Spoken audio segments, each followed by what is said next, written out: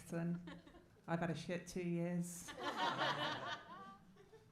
One of the reasons I've had a shit 2 years is I split up with my husband. And it's really hard to know what went wrong. Is it because he never cleaned the bathroom? Is it because we struggle with communication? Or is it because I'm a massive lesbian?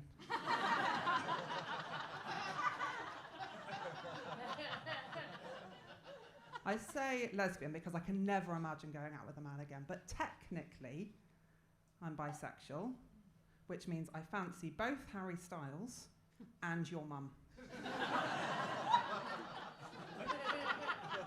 I came out quite late.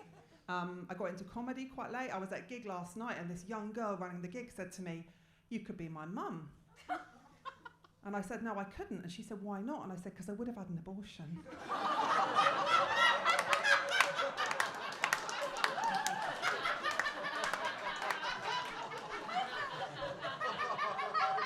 I mean, any pregnancy before I was 25 was going to get hemorrhaged.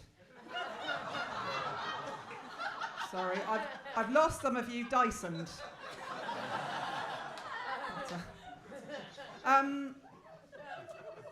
It's a bit hard being single again after all this time. I was at a party the other night, right, and this guy said to me at the end of the night, he said, "Can I walk you to the bus stop?"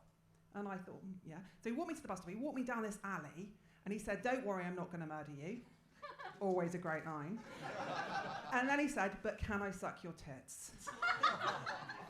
And I said no, and he said, "I'm really sorry, I misread the situation."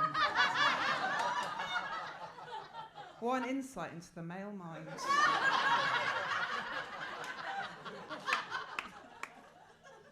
I've been going to therapy again recently after all this happened. My therapist said to me, "Amy, you need to get rid of all the toxic people from your life." I was like, "Jacqueline, I'm English. If I did that, I wouldn't have anyone left." My 2-year-old daughter's a passive-aggressive cow.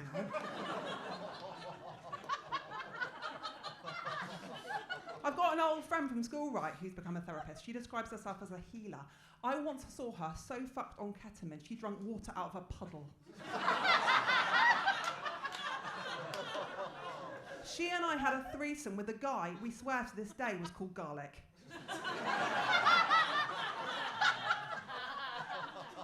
Right, she got married recently, and it was this real hippie wedding, and I was a bridesmaid, and we had to wear floral crowns, and she got me to measure my head for this crown, okay? And when I got there, it was way too small, because the woman hadn't believed my head could possibly be that big. There was just this tiny little bit of flowers on the top of my head, like a garnish. It was like a bit of cress on a baked potato. I find life hard, right? I'm a sensitive person. I'm a snowflake. I'm a proud snowflake, right? We exist on real life, not just on the internet, like NFTs or women who like anal sex. We're real. And there's this guy on the scene who's doing these jokes about the Syrian refugee children, these 14, 15-year-old boys. He said they couldn't possibly be children because they got moustaches. And I was like, "Mate, I got a moustache when I was 8 years old. And my mum thought hair removal was a bit much, like a bit violent for a child. So she got me facial hair bleach. But the problem is blonde things aren't invisible. Are they? We're not like Marilyn Monroe, legendary bald bombshell.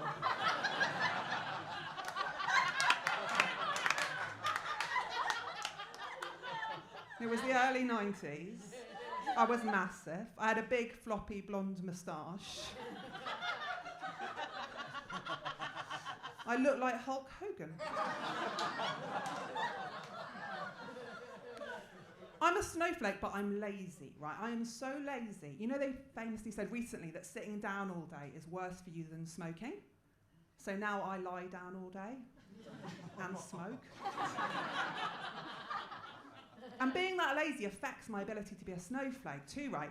There's like, right, I know I should be vegan. I absolutely know I should be, but I can't be asked, I'm vegetarian, which is so 90s. It's so embarrassing. But the only vegetarians are like me, Lisa Simpson, cows. Like, that's it. And I often wonder what I'd say to a cow to justify my hypocritical dietary choices. I think I'd have to say to them, don't worry, I'm not going to murder you. But would it be okay if I suck your tits?